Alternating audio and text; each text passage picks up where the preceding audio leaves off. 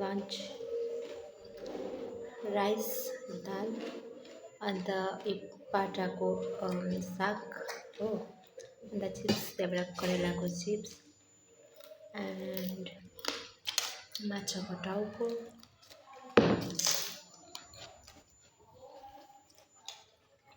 खाएँ।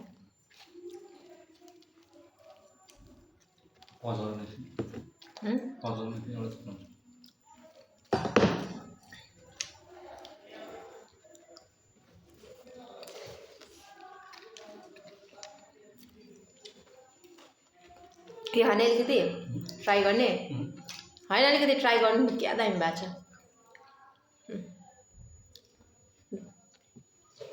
खप्पै खान्छ या भात पनि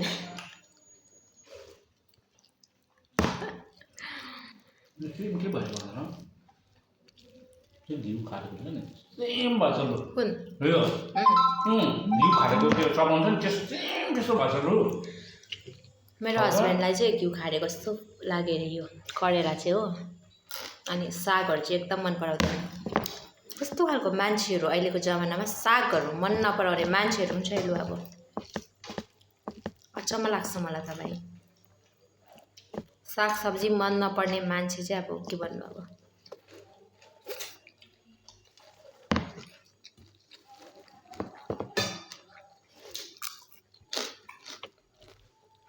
क्या मिठो भएछ साग आज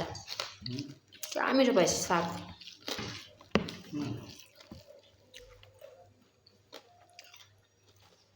मुखबाङ हुन्छ किन परेको अन्त मुखबाङ नै गर्दा